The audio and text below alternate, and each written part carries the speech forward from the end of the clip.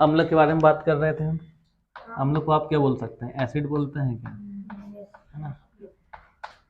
अब आप बोल रहे थे कि अम्ल खट्टा होता है, हम तीसरी क्लास से पढ़ते हुए यानी कि अम्ल खट्टा होता है, क्षार कड़वा होता है, मगर हम अब विज्ञान के हिसाब से पढ़ेंगे इसका पीएच वैल्यू के अनुसार कि पीएच मान कितना अम्ल का होता है और क्षार का कितना 7 से ज़्यादा होता है या 7 से कम होता है। समझ में आ रही है कि नहीं बात आपको। हम उसके अनुसार पढ़ के जाएंगे कि एग्जाम में हम बहुत बेहतरीन तरीके से करके आए, नहीं तो अंतर भी आता है। सबसे पहले आप यही लिख के आते हैं कि अम्ल खट्टा होता है, क्षार कड़वा होता है, आते हैं, मतलब बिल्कुल स्कूल में ऐसे ही बता के रखें, मगर हम 10th क्लास के लेवल के हिसाब से लिख के आएंगे, चलेगा ना।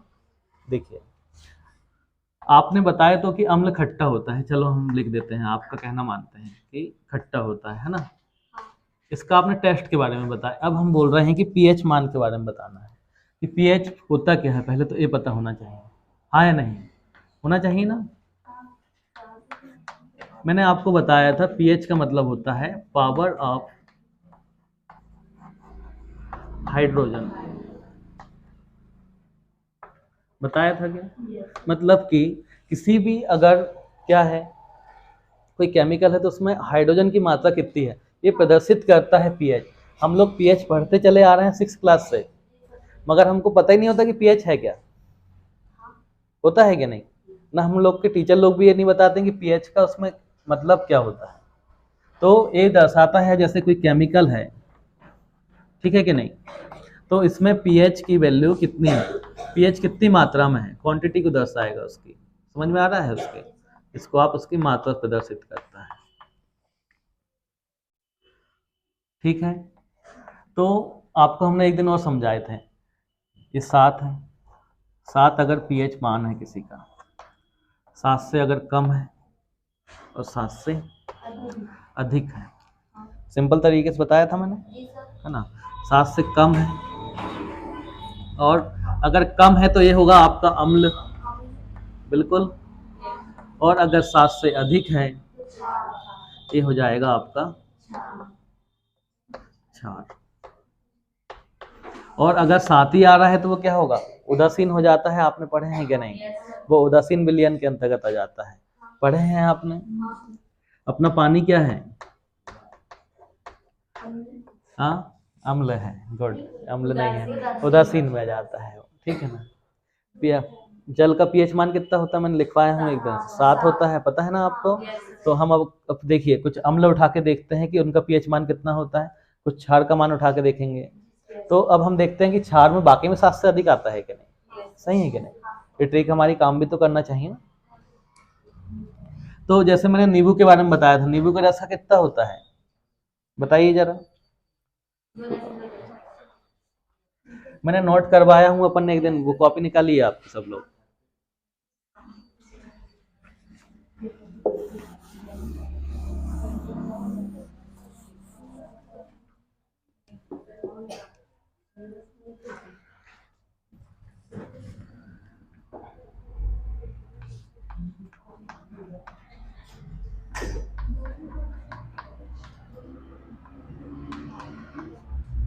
कितना होता है, 2.3 समथिंग होता है, देखिएगा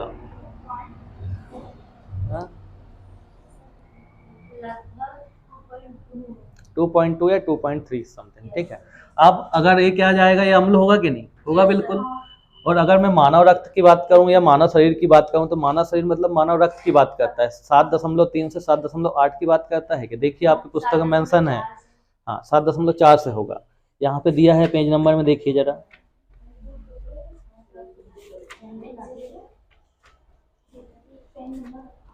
पेज नंबर में दिया है 29 में 7 से 7.8 दिया है।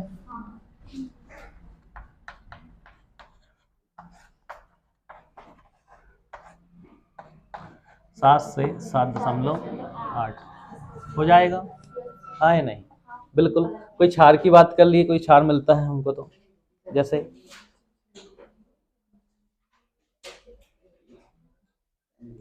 सर दूध अम्ल होता है, हाँ दूध अम्ल होता है सर, उसका पीएच मान 6 है।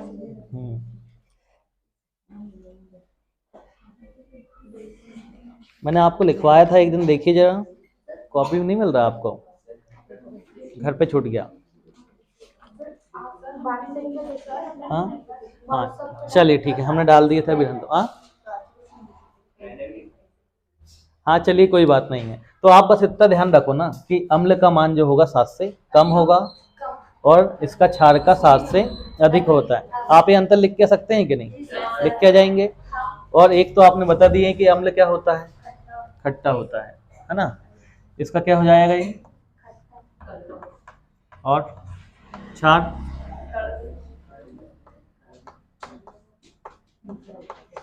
और अब एक लिटमस पेपर की बात आती है बार बार, है ना। लिटमस पेपर, लिटमस पेपर से हम क्या करते हैं, परीक्षण करते हैं कि ये अम्ल है या क्षार है। तो पहले लिटमस पेपर बनता किससे हमें बता रहे हैं आपको, आपको बताए थे हमने एक बार, किससे बनता है? पेड़ लाइकेन नाम बताए थे क्या, है ना? हाँ या नहीं, याद है? लिखा हुआ है कि नहीं आपके पास?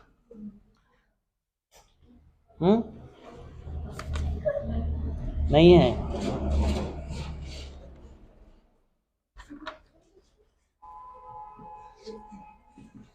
नहीं लिखा तो रहना दो। चलो देखो यहाँ पे लाइकेन से ही बनता है ना। अब देखिएगा यहाँ पे जरा एक बार, अम्ल क्या करता है? अम्ल जो होता है नीले को लाल करता है, हाँ। और क्षार क्या करेगा, उसको नीला नीला कर देता है। लिटमस पेपर साधारणतः जो होता है ना बैगनी कलर का होता है स्टार्ट में। एक चीज ये भी ध्यान रखना आप, है ना। आ रहा है समझ में?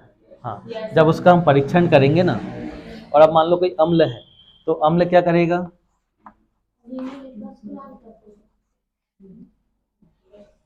और क्षार क्या करेगा, नीला करेगा। ये नीले को क्या कर देगा, नीले से क्या हो जाता है, लाल, और ये हो जाएगा लाल से नीला। ये आपको एक नंबर में ऑब्जेक्टिव में आ सकता है कि बताइए अम्ल नीले लिटमस पेपर को, मतलब अम्ल नीले से लाल करता है, लाल से नीला करता है। या आपको एक शब्द में पूछ लेगा, या फिर अंतर में तो आपको लिखना ही है। अंतर तो आपका कहीं गया ही नहीं है ना। पहले आप बता दो कि खट्टा होता है, कड़वा होता है, इसका 7 से पीएच मान कम होता है, इसका 7 से अधिक होता है। ये नीले लिटमस पेपर को लाल कर देता है और ये लाल को नीला कर देता है। 3 तो वैसे ही हो गए। लास्ट में एग्जाम्पल दे दीजिए, नींबू का रस हो गया आपका, जितने भी खट्टे वो हो जाते हैं सब उसमें जाएंगे, सिरका वगैरह, है ना। और इसमें आपके क्या जाएंगे, क्षार में, जो बेकिंग सोडा वगैरह जो आते हैं आपके सब, है ना। और इसका जो कैसे होती है प्रकृति, ये साबुन के झाग जैसा होता है, बिल्कुल होती है, बिल्कुल।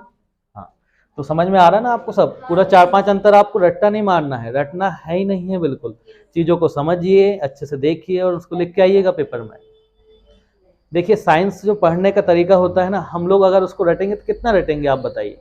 साइंस सब्जेक्ट तो बहुत ज़्यादा इंटरेस्टिंग होता है। आ रहा है समझ में? बिल्कुल रटना नहीं है अपने को। अगर आपने इतना समझ लिए होंगे ना, तो मैं तो ये समझता हूँ कि आपको पेपर में रटने की ज़रूरत नहीं, वैसे लिख के जाएंगे वो आप अंतर। आ सकते हैं कि नहीं? ठीक है, देखो अब इसमें कुछ क्वेश्चन बता देते हैं आपको हम। एक तो ये अंतर वाला हो गया, अम्ल क्षार वाला, है ना। और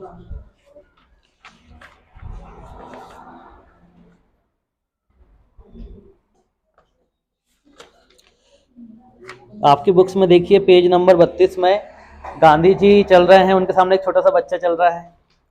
तो नमक के, आपको पता है ना, दांडी मार्च निकाले थे गांधी जी ने। उस समय जब अंग्रेज थे, तो अंग्रेज लोग का कहना था कि वो ने नमक को बहुत ज़्यादा महंगा कर दिए थे। तो गांधी जी का ये कहना था कि जो नमक है ना, तो नमक तो एक प्राकृतिक है, हाँ या नहीं? समझ में आ रही है बात? मान लो, हाँ क्या कह रहे हैं?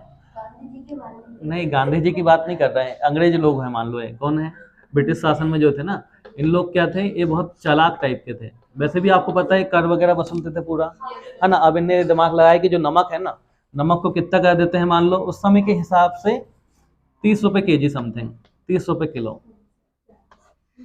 उस समय का अगर 30 रुपये किलो, तो आज का समझो 150 रुपये केजी अप्रोक्स, है ना।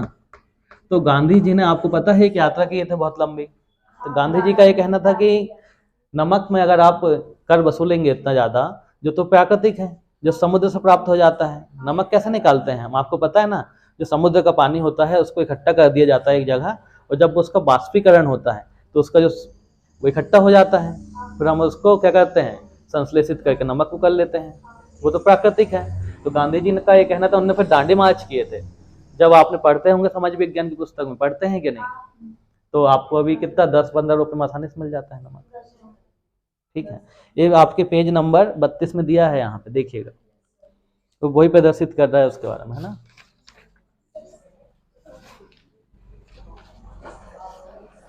प्लास्टर ऑफ पेरिस किसके काम आता है आपको पता है, जो हाँ टूटी हुई हड्डियां हो गई, जो मूर्तियां वगैरह बनाई जाती हैं आजकल, है ना। ठीक है,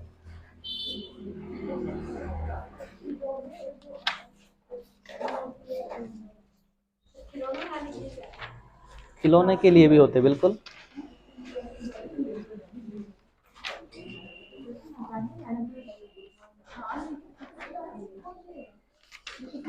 अब आ जाइए जरा अध्याय नंबर 3 में, थोड़ा सा शॉर्ट रिवीजन कर रहे हैं बेटा, है ना, चलेगा ना। और एक पेपर हमने आपको दे दिए हैं पहले ही, है ना, और जिसका अगर नहीं बना है तो उसका हम फिर से बना लेंगे, है ना, जो यूनिट छूटी हुई है उसका इम्पोर्टेंट निकाल के दे देंगे। ठीक है,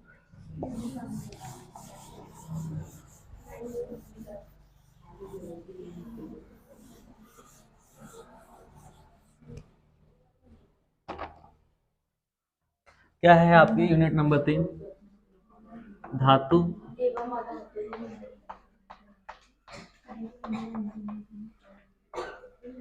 धातु एवं अधातु है क्या, है ना। तो धातु क्या होगी, धातु हम किसे बोलेंगे, देखिए पहले, जिस चीज में भी अगर क्या होगा, हाँ विद्युत प्रवाह हो जाएगी, वो तो धातु होगी, ऑलमोस्ट होगी। हमारा मानव शरीर जो क्या है, इसमें करंट लगता है कि नहीं, हम किसी वायर को टच कर देते हैं तो हमको करंट लगेगा। जैसे लोहा है, मान लो लोहे से हमने किसी वायर को टच कर दिया, आपने देखा होगा, तो उसमें करंट फ्लो होने लगता है, तो वो भी धातु है। पत्थर का टुकड़ा उठा के ला लिया हमने एक लंबा सा, मान लो एक छड़ टाइप का पत्थर है, उसमें करंट फ्लो होगा क्या, नहीं होगा, नहीं होगा ना। अब उसके पहले तो ये धातु की बात करते हैं हम, देखिए धातु जो है, हाँ बोलिए, हाँ ठीक है जाइए। धातु में एक लिक्विड फॉर्म में होता है, वो क्या हो जाता है, धातु में एक लिक्विड फॉर्म में होता है, जो कि आपको पेपर में आता है ऑब्जेक्ट में कई बार, क्या मर्क्यूरी होता है या पारा, है ना, मरकरी या पारा, ठीक है ना।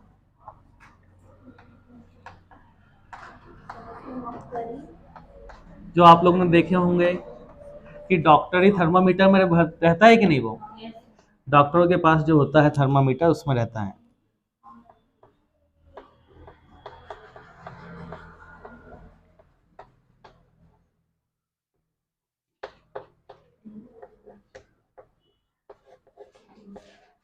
रहेगा। अब एक अधातु में भी लिक्विड फॉर्म में होता है,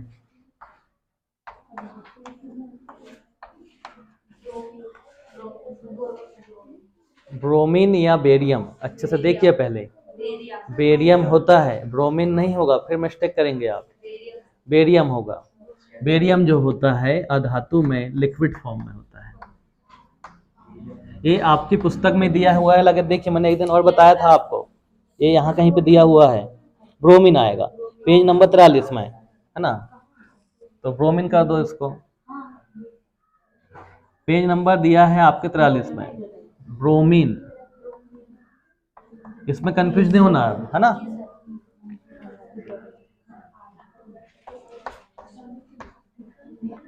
ब्रोमीन ये आ जाता है। अब एक पेपर आपका अर्धभाषिक में आया था कि बताइए अधातु में लिक्विड फॉर्म में होगा, द्रव अवस्था में होगा, तो क्या आएगा, ब्रोमीन, और वहां पे एक उपस्थित होता है क्या, ये पारा या मरकरी, तो आप वहां पे अधातु और धातु को नोटिस नहीं करते हैं, इसको भी देखना है वहां पे। अब वहां पे अधातु लिखा है या धातु लिखा है, पता लगा अधातु लिखा है, वहां पे ब्रोमीन भी है और पारा भी है, और आप लोग लगा के आ रहे हैं क्या पारा, खुश हो गए कि हमारे 1 अंक आ गए, पता नहीं चला कैसे कैसे चलेगा 1 अंक बाहर। बिल्कुल, मुकुल उस दिन बता रहा था ना क्लास में कि सर हमने बिल्कुल ही करके आ गए पारा। आप ये वाला शब्द देखिएगा पहले, क्लियर है, हाँ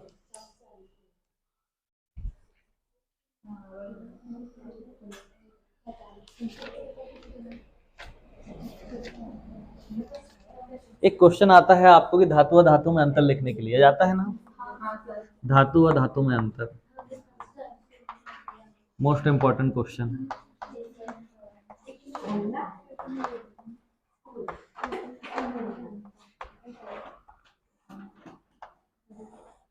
हमारे यहाँ जो बिजली के वायर होते हैं एल्यूमिनियम और किसके रहते हैं? तांबे के रहते हैं।